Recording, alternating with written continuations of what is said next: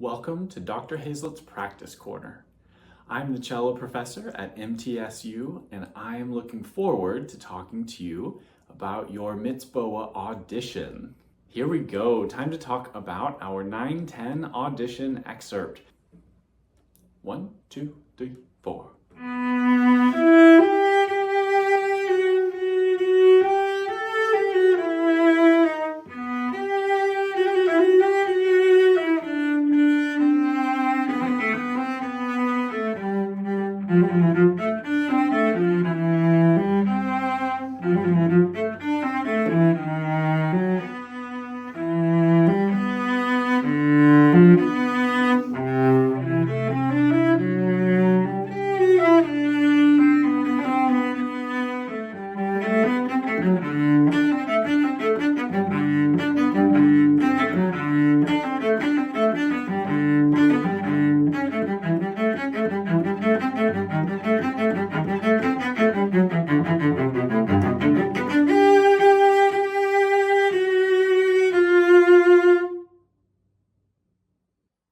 Now, this little ditty by Romberg requires us to be moving around quite a bit. It's also rather rhythmically complex. So, first, start with your rhythm. Clap through the rhythm with a metronome.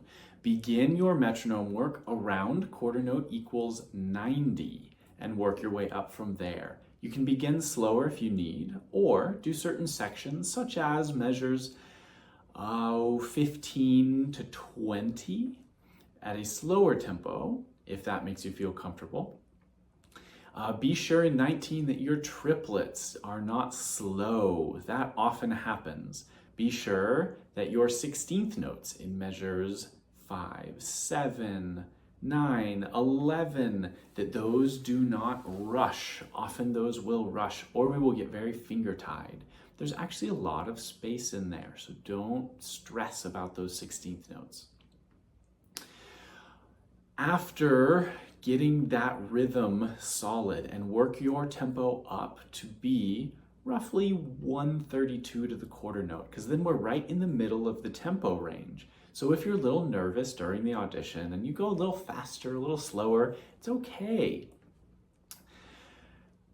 After getting your rhythm down, then let's get a lay of the land in terms of where the notes are. We do stay in fourth position for a while. Luckily, all of these fingerings are marked in there. And how they've done it is they have marked the note after the shift. So if there's not a number marked, stay in your position. These fingerings are quite good. They are quite standard. So I would stick to those. In terms of your bowing, other than working out when your bow goes up and when your bow goes down, you have to be careful. Let's talk about a couple strokes in 6, for instance. We have that line. So we're just going to do a little stop. Stop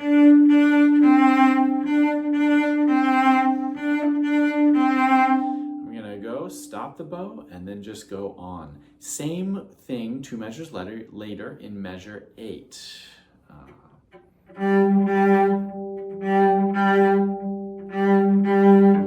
right. That's our motion for those. We have another double up bow in measure 9. So I'm going to be thinking a little crispy, nice and short. I'm doing a little pinch, bum, bum, bum, bum, pinch, pinch, just a little one. When I say pinch, I mean getting that stick of the bow down towards the hair from this angle. All right, bum, bum. If we don't move sideways, we just get a little crunch, all right? To then make that sound how we want it to in the piece, we're gonna do less of a pinch and add in a little bit of bow speed. And then that gives it just that bit of articulation that we are wanting. Other things to be aware of with your bow, the bowing in measure 19 on beats 3 and 4 can be a bit of a finger twister, since we do 2 slurred and 1 separate. So be aware of that. That bowing also comes back in measure 21.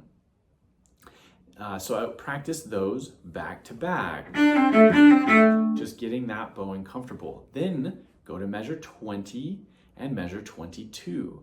It's the same notes, different bowing. Versus.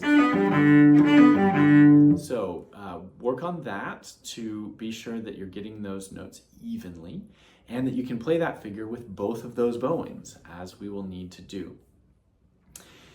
23 and 24 are good ways to move into talking about our left hand. See how I'm trying to just move my 3 back and forth. I'm not going up and down with every note, just staying nice and square. My knuckles are staying perpendicular to the string. Now, nothing's going to change in the next measure. I'm going to move my second finger, and I'm just going to point that first finger. All right? I'm not needing to rotate back to reach that. I'm going to point it as though my ear is itchy, and I'm going to try and reach back and itch that.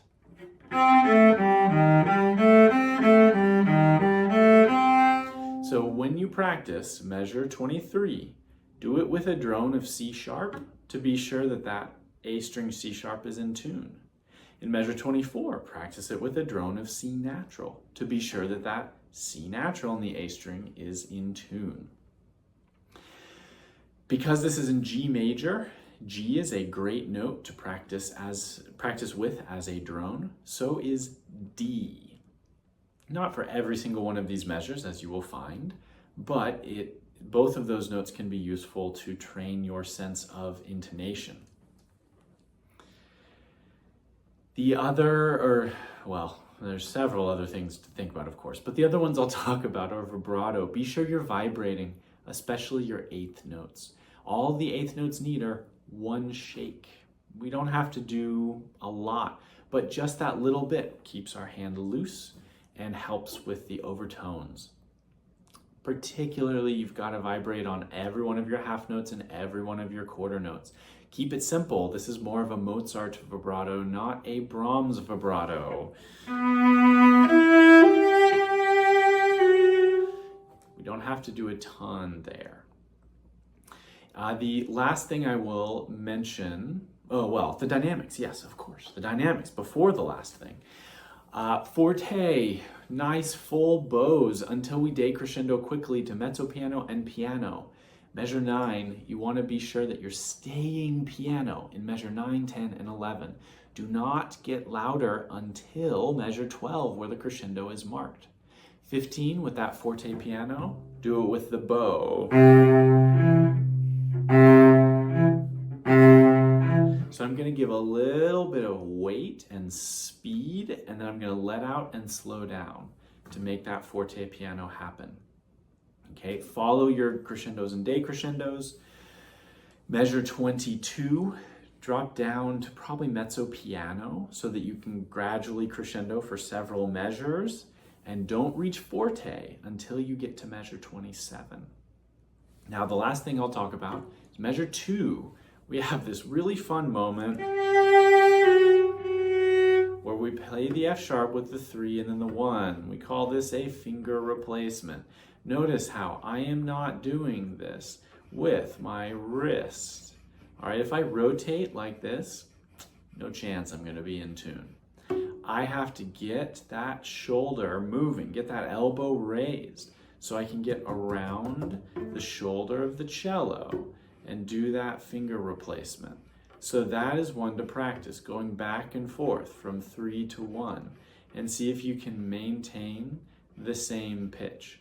Now, I don't want you to be getting there and then finding it. Decide, I'm going to F sharp, boom. Then test it. Was it too sharp? well, bummer. Just don't go up as far next time.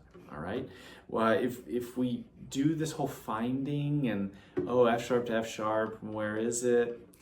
It's not going to serve us well, and we're not going to be able to play this in tune for the long term. How that sounds, that's what we don't want to do. We want to stick with this, and then we move. Oh no, I was sharp. So I'm going to do that again, and I'm just not going to go up as far. Great. So in that way, we can program our arm to know where that note is. Now, if you have any questions about this, please feel free to send me an email and reach out. I would be glad to help you with your specific situation with a little bit of advice. And I am wishing you the best on your audition.